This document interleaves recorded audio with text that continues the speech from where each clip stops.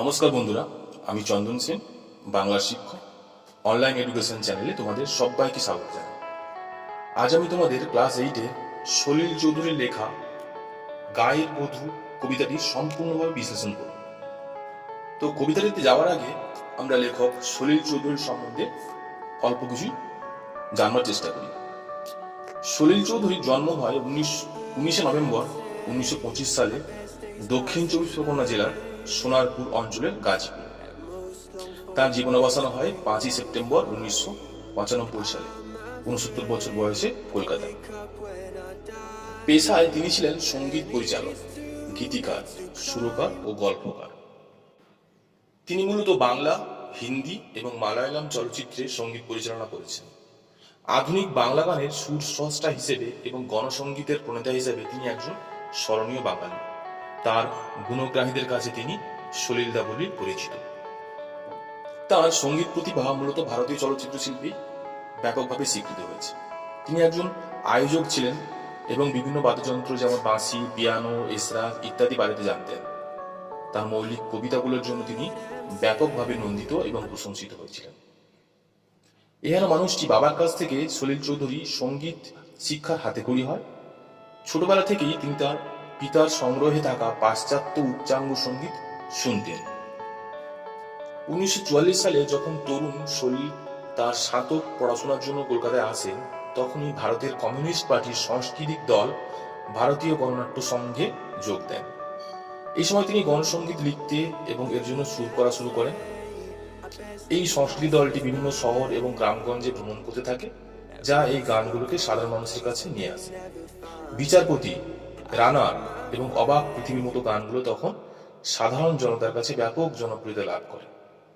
গায়ের বধূর মতো গান তখন বাংলা সঙ্গীতে একটি নতুন ধারা তৈরি করেছিল, যা মাত্র 20 বছর বয়সে সুর করেছিলেন। পশ্চিমবঙ্গে তখনকার প্রায় প্রত্যেক প্রতিষ্ঠিত শিল্পী এসব গান গেয়েছে। এর মধ্যে হেমন্ত মুখোপাধ্যায়, শ্যামল মিত্র, মানবেন্দ্র মুখোপাধ্যায়, প্রতিমা বন্দ্যোপাধ্যায় প্রমুখ উল্লেখযোগ্য।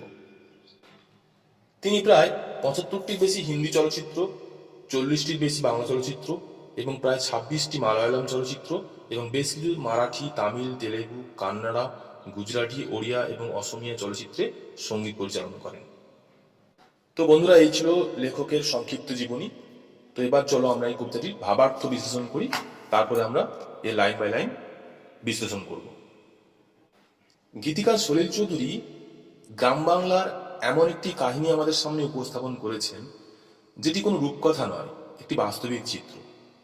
গ্রাম বাংলা বললে আমরা বুঝি চতুর্দিকে শুধু সবুজ আর সবুজ, সবুজ মাঠ, ফসলের ক্ষেত, দিঘি, পুকুর, সরু রাস্তা, মাঠে গরু ছাগলের পাল, পুকুরের ধারে বড় গাছ, পুকুরে তার ছাওয়া, মাঠে কর্মরত কৃষক, খেজ মজুর, শ্রমিক, বাড়ির উঠোনে কর্মরত গায়ের বধূ, রাস্তাঘাটে মাঠে ছেলে ছোকরার দল, তারা মহানন্দে ঘুরে বেড়াচ্ছে।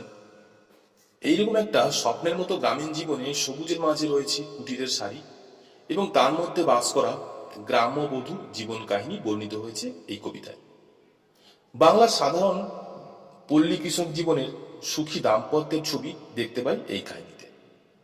তো কাহিনীটা হচ্ছে এইরূপ: সারাদিন ব্যস্ততার পর একরাশ ক্লান্তি নিয়ে কৃষক যখন তার কুটিরে ফেরে, তখন বাংলার কৃষক বধূটি আম কাঁঠালের ভুরিভোজ ও পত্নী সুলভ সোহাগী আদর সহযোগে তার সমস্ত ক্লান্তি নিমেষে দূর করতেন। প্রকৃতি যেন নীল শালুকের দোলনায় দুলতে দুলতে চকিতে ঘুমিয়ে পড়ে। ভ্রমরের গুঞ্জন আর পাকা ধানের আলতো ছোঁয়া যেন কখন তাকে আবার জাগিয়ে তোলে। বাঙালির 12 মাসে 13 পার্বণ চলতে থাকে। নবান্নের আনন্দ উৎসবের মধ্য দিয়ে গৃহলক্ষ্মী পূজিতা হন ঘরে ঘরে। তার আশীর্বাদে সবার ঘরে ধানের গোলা ভরে ওঠে। কিন্তু হায় বিধিবাম, সেই লক্ষ্মীর সংসারে অনাহারের বেশিতে কখন যেন ডাকিনী যোগিনী রূপী অশুভ শক্তি হানা দেয়। ফলে দুর্ভিক্ষে অনাহারে চেনা জীবন যেন ছন্দহীন হয়ে পড়ে। সমস্ত স্বপ্ন যেন ভেঙে ছারকার হয়ে যায়। তাই লেখক বলেছেন, আজও যদি কোথাও ভাঙা কুটিরের শাড়ি দেখতে পাওয়া যায়, তবে সেটা হয়তো কোনো কৃষক বধূর আশা স্বপনের সমাধি। তো বুঝতে পারলে বন্ধুরা, এই কবিতাটির ভাবার্থ হলো এটি। এবার আমরা কবিতাটির লাইন বাই লাইন অ্যানালাইসিস করব। চলো। তো কবিতার নাম যেহেতু গায়ের বধূ, তাই এখানে গায়ের বধূকে ঘিরে যাবতীয় কথা বলা হয়েছে বলেছেন লেখক, অর্থাৎ গ্রাম্য জীবনের গায়ের বধূর যাবতীয় স্বপ্ন, বেদনা, আশা, আকাঙ্ক্ষা সবকিছু নিয়েই কিন্তু কবিতাটা লিখিত হয়েছে। কি বলছে? কোনো এক গায়ের বধূর কথা তোমায় শোনাই শোনো, রূপকথা নয় সে না।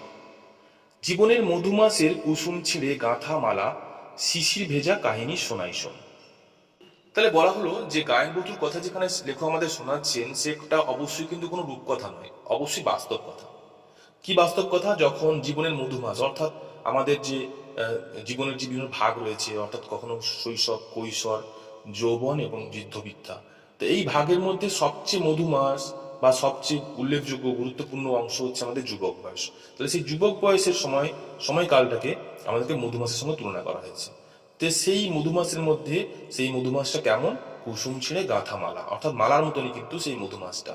এবং এবং সকালবেলা যেরকম শিশিরের মধ্যে যেরকম তোমরা ঘাসের মধ্যে শিশির দেখতে পেলে যেরকম যতটা সুন্দর লাগে, তাহলে সেই মধুমাসের জীবনের সেই সময় কিন্তু মালা এবং শিশির ভেজা ঘাসের মতনই অতুলনীয় সেই মাসটা। তো সেই কথাই কিন্তু এখানে শোনানো হচ্ছে। একটুখানি শ্যামল ঘেরা কুটিরে তার স্বপ্ন শত শত, দেখা দিত ধানের শীষে ইশারাতে দিবাশেষে কিষান যখন আসত ফিরে। ঘি মৌ আম কাঁঠালের পিড়িতিতে বসত তখন, সবখানি মন উজাড় করে দিত তারে কিষানি, সেই কাহিনী শোনাই শোনা। তাহলে কি বলছে? যে কুটিরে কিষানি বাস করছেন, অর্থাৎ কৃষকের বধূ, গায়ের বধূ বাস করছেন, তাহলে সেই কুটিরকে ঘিরেই কিন্তু তার মধ্যে স্বপ্ন রয়েছে, স্বপ্নের জাল সে বুনে। কারণ মানুষ স্বপ্ন দেখতে ভালোবাসে, তাহলে যার কাছে যেটুকুই থাকুক না কেন, সে সেটুকু নিয়েই স্বপ্ন দেখতে ভালোবাসে।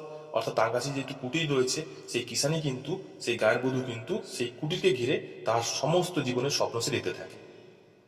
যখন দিনের শেষে কৃষক যখন ক্লান্ত হয়ে বাইরের কাজ সেরে যখন আসতো সেই কুটিরে ফিরে, তখন কিন্তু সেই কিষানি কিন্তু তার সম্পূর্ণভাবে তার কর্তব্য পালন করতো। সেই কিষানি তখন কৃষককে তার ভালোবাসার উজাড় করে দিয়ে তাকে সেবা শুশ্রূষা করতো। সেই কাহিনী এখানে কিন্তু বলা হচ্ছে। এবং সেই সেবা শুশ্রূষা অবশ্যই কিন্তু সম্পূর্ণভাবে মন উজাড় করে দিত। কিন্তু তার গ্রাম্যবধূ, তার যে স্বামী কৃষক, সেই কৃষককে যে ভালোবাসতেন বা সোহাগ করতেন, সেটা কিন্তু সম্পূর্ণভাবে কিন্তু মন উজাড় করত। ঘুঘু ডাকা ছায়ায় ঢাকা গ্রামখানি কোন মায়া ভরে, শান্ত জনে হাতছানিতে ডাকতো কাছে আদর করে সোহাগ করে। তাহলে গ্রামের মধ্যে ঘুঘু পাখি থাকে, গ্রামের মধ্যে পাখির কলরব আমরা শুনতে পাই, খুব মায়াময় লাগে জিনিসটা। ভোরের মধ্যে যখন শিশির পড়ছে ঘাসের পরে, নানা নানা সবুজ সবুজ সমারোহ হয়ে উঠেছে, সূর্যের আলো পড়ছে এবং নানাভাবে পাখির ডাক, পাখির কলরব, তার মধ্যে আবার ঘুঘু ডাক। তো এইরকম একটা অবস্থাতে ঘুঘু পাখির ডাকটা খুব মায়াময় লাগে, ঠিক আছে? তো সেই সময় কিন্তু শান্ত জনের হাত ছানিতে ডাকতো কাছে আদর করে সোহাগ করে। সম্পূর্ণভাবে প্রকৃতি যেন তাদেরকে ডেকে চলেছে, প্রকৃতি যেন তাই সেই কৃষক কিষানীকে আদর করে সোহাগ ভরে ডেকে চলেছে। এরকম একটা মায়াময় পরিবেশ সেখানে গড়ে উঠেছে। আর কি আছে? নীল শালুকে দোলন দিয়ে রং ফানুসে ভেসে, ঘুম পড়িছে ঘুম পাড়াতো কখন এসে জাদু করে। ভোমরাজিত গুনগুনিয়ে ফোটা ফুলের পাশে, আকাশে বাতাসে সেথায় ছিল পাকা ধানের বাসে বাসে সবার নিমন্ত্রণ। তাহলে এখানে কিষানি যে শুধুমাত্র কৃষককে সোহাগ করতো তা কিন্তু নয়, এখানে গ্রাম বাংলার মধ্যে থাকা কৃষক তথা তার বধূ, গ্রাম্যবধূ সকলকে কিন্তু প্রকৃতিও কিন্তু সোহাগ করতো। অর্থাৎ প্রকৃতিও কিন্তু মানুষকে সোহাগ করতো। তার প্রকৃতির নানান রকম, অর্থাৎ গাছপালা, তার নানা রকম ফুল ফল, পাখি, সমস্ত কিছুর মাধ্যম দিয়ে কিন্তু প্রকৃতিও কিন্তু মানুষকে সোহাগ করতো। তো সেটা এখানে বলা হয়েছে। পাকা ধানের একটা গন্ধ ছিল, যে গন্ধটা আকাশে বাতাসে ভেসে উঠছে। যখন ধান যখন পাকে মাঠে, তখন পাকা ধানের একটা অদ্ভুত সুগন্ধ বেরোয়। সেই সুগন্ধটা কিন্তু আকাশে বাতাসে ভেসে ওঠে এবং আগাম জানান দেয় যে ধান কিন্তু এখন গোলায় ভরার সময় হয়েছে। এই প্রকৃতি কিন্তু এখানে মানুষকে সোহাগ করছে। সেথায় 12 মাসে 13 পাবন, আষাঢ় শ্রাবণ কি বৈশাখী, গায়ের বধূর শাঁখের ডাকে লক্ষ্মী এসে ভরে দিত গোলা সভার ঘরে ঘরে। বাঙালি মানেই 12 মাস এবং 13 পার্বণ, সবসময় কিছু না কিছু পাবন বা উৎসব লেগে রয়েছে, ছোট হোক কিংবা বড় হোক। এবং গ্রাম বাংলার যে গ্রামবধূ, তাদের যে বৈশিষ্ট্য আমরা দেখতে পাই, তারা ভোরে উঠে শাঁখ বাজায়, তারা ভোরে উঠে ঘরদোর পরিষ্কার করে, পরিচ্ছন্ন করে, তারা সন্ধ্যার সময় তুলসী তলায় প্রদীপ দেয়, তারা লক্ষ্মী যাতে লক্ষ্মী দেবতাকে পুজো করেন, গৃহলক্ষ্মীকে পুজো করেন। হ্যাঁ, তো এই সমস্ত কাজের মাধ্যম দিয়ে কিন্তু গায়ের বধূ যখন শাঁখের ধ্বনি বাজিয়ে তখন তিনি পুজো করেন, তখন গৃহে শান্তি বিরাজ করে এবং যেখানে শান্তি বিরাজ করে সেখানে লক্ষ্মী দেবও বিরাজ করেন এবং তার আশীর্বাদে কিন্তু সকলের গোলা, অর্থাৎ ধানের মরাই যেখানে যেখানে ধান রাখা হয়, ঠিক আছে, তো সেই গোলাগুলো কিন্তু সকলের ঘরে গোলাগুলা কিন্তু ধানে পূর্ণ হয়ে যেত, অর্থাৎ লক্ষ্মীর আশীর্বাদ কিন্তু প্রত্যেকের ঘরে লাগতো গায়ে বধূদের এমন আচরণে। তো সুন্দর স্বপ্ন বুঝতে পারছো বন্ধুরা, এখানে খুব সুন্দর স্বপ্ন, গ্রাম্য একটা স্বপ্ন দেখিয়েছেন কবি। কিন্তু এমন স্বপ্নের মধ্যেও কিন্তু কখন যেন হানা দেয় দুঃস্বপ্ন। হায়রে কখন এলো সমন অনাহারের বেশেতে, সেই কাহিনী শোনায় শোনা। ডাকিনী যোগিনী এলো শত নাগিনী, এলো পিসাচেরা এলো রে, শত পাকে বান্ধিয়া নাচে তাতা তাথিয়া, নাচে তাতা তাথিয়া নাচে। কুটিলের মন্ত্রে শোষণের যন্ত্রে গেল প্রাণ শতপ্রাণ গেল রে, মায়ার কুটিরে নীলরস লুটিরে মরুর রসনা এলো রে। তাহলে এখানে বলতে চাওয়া হচ্ছে এত সুন্দর স্বপ্নের মধ্যেও কিন্তু কখনো কোনো দুঃস্বপ্ন হানা দেয়। যখন দুঃস্বপ্ন হানা দেয় তখন কিন্তু সবকিছুই ভেঙে যায়। ডাকিনী যোগিনী, এখানে ডাকিনী যোগিনী বলতে গেলে অশুভ শক্তির প্রতীককে বলা হয়েছে। অর্থাৎ ডাকিনী যোগিনী যখন আসে, আমরা দেখতে পাই যখন ভূত প্রেতরা যখন নৃত্য করে তখন কিন্তু অবশ্যই একটা অদ্ভুত শব্দ করে, পিশাচ বলি, ডাকাত বলি, পেতনি বলি আমরা। তো তারা হচ্ছে অবশ্যই অশুভ শক্তির প্রতীক। তাহলে এই অশুভ শক্তি যখন কারো বাড়িতে আসে তারা কিন্তু এরকম নৃত্য করে। নৃত্যটা কি? ধ্বংসের নৃত্য। অবশ্যই সেটা সুখ শান্তি সমস্ত কিছু বিসর্জন হয়ে যাবে যেখানে অশুভ শক্তির আগমন ঘটবে। তাই এখানে বলা হয়েছে যে এরকম একটা গায়ে বধূর যে সুখের সংসার ছিল, সেই সংসারের মধ্যে কিন্তু কখনো কখনো সময়ের কালশ্রুতি বা সময়ের খেলায় তারা কিন্তু দুঃস্বপ্ন এসে মাঝে মাঝে হানা দেয়। যখন হানা দেয় তখন কিন্তু সমস্ত স্বপ্ন ভেঙে চুরে চুরমার হয়ে যেতে পারে। এবং যে মায়া ছিল, অর্থাৎ যে খুব সুন্দর একটা স্বপ্ন ছিল, গ্রাম্য পরিবেশ, গ্রাম্য জীবন এবং মায়া, অর্থাৎ খুব সুন্দর মায়াবী একটা জিনিস ছিল, তা সেই মায়াটা কিন্তু পরিবর্তিত হয়ে গেল মরু অর্থাৎ মরুভূমিতে। অর্থাৎ সেখানে যখন পিসাচে যারা এলো, অশুভ শক্তি যখন তাদের শক্তি নিয়ে এসে সেই মায়াপুরীতে হানা দিল, তখন কিন্তু সেই মায়াপুরী কিন্তু হয়ে গেল মরুভূমি। অর্থাৎ মরুভূমি মানে কি বুঝতে পারছো? রুক্ষ সূক্ষ্ম একটা জায়গা, যেখানে জীবন নেই, যেখানে একদম খুব বসবাসের অযোগ্য, যেখানে একদম শুকনো সবকিছু কিন্তু মরুভূমিতে পরিণত হয়ে গেল। অর্থাৎ মরুভূমির মতোই কিন্তু সমস্ত কিছু, সব স্বপ্ন ভেঙে চলে গেল। এই কারণে এর ফলে লেখক কিন্তু সবগুলোকে হাই হাই বলেছেন। হাই কথার অর্থ আমরা তখনই বলি যখন কোনো বিপদ ঘটে, যখন কোনো অবাঞ্ছিত কেউ আগমন ঘটে, কোনো খারাপ কিছু আগমন ঘটে, তখন কিন্তু আমরা হাই কথাটা উল্লেখ করি। তাহলে লেখক কিন্তু এখানে হাই কথা উল্লেখ করেছেন সেইভাবে। তাহলে হাই সেই মায়া ঘেরা সন্ধ্যা, দেখেছে তো কত নিশি গন্ধা, হাই বধূ সুন্দরী কোথায় তোমার সেই মধুর জীবন মধু সন্ধ্যা। হাই সেই সোনাভরা প্রান্তর, সোনালি স্বপন ভরা অন্তর, হাই সেই কিষানের জীবনের ব্যথার পাষাণ আমি বহিরে। তাহলে সবগুলোই লেখক কেন হাই হাই বলেছেন? কেন হাই হাই বলেছেন? কারণ খুব দুঃখ, একটা আনন্দের পরিবেশের মধ্যে, আনন্দের সংসারের মধ্যে হঠাৎ দুঃখ ঢুকে গেল, এবং সেই দুঃখ বা অশুভ শক্তি ঢুকে যাওয়ার ফলে সমস্ত শান্তি ভঙ্গ হয়ে গেল, তাদের স্বপ্ন সব ভেঙে চলে গেল। সেই জন্য লেখক এখানে সেই বধূর কথা বলেছেন, তার সোনা ভরা প্রান্তরের কথা বলেছেন, সোনালী ভরা স্বপ্নের কথা বলেছেন, এবং কিষানী জীবনের ব্যথার কথাও কিন্তু বলেছেন। এবং সেই ব্যথার যে পাষাণ, সেই পাষাণ কিন্তু তিনি এখানে ব্যক্ত করেছেন। তাই এখানে বলেছেন ব্যথার পাষাণ আমি বহিলে। এবার লেখক লাস্টে যে কটা লাইন দিয়েছে সেটা কিন্তু আমাদের পাঠকদের উদ্দেশ্যে দিয়েছেন। কি বলেছেন লেখক পাঠকদের উদ্দেশ্যে? বলেছেন, আজও যদি তুমি কোনো গায়ে দেখো ভাঙা কুটিরের শাড়ি, যেন সেইখানে সে গায়ে বধূ আশা স্বপনের সমাধি। অর্থাৎ লেখক বলতে চেয়েছেন তাহলে এরকম যে কুটির, যে সমস্ত কুটিরের কথা তিনি বললেন, যে কুটিরকে ঘিরে থাকে স্বপ্ন, যে কুটিরকে ঘিরে থাকে সুখ শান্তির নিবিড়, তাহলে সেই কুটির কিন্তু কখনো কখনো সময়ের জালে বা অশুভ শক্তির আগমনে কিন্তু ধ্বংস হয়ে যেতে পারে, এবং সেই কুটিরটা কিন্তু ভেঙে যেতে পারে। তাহলে তুমি আজকে যেখানে যেখানে দেখবে ভাঙা কুটির রয়েছে, তাহলে সেই কুটির কিন্তু একসময় না একসময় কোনো না কোনো গায়ের বধূর স্বপ্ন ছিল, কোনো না কোনো কিশোরী জীবনের স্বপ্ন ছিল।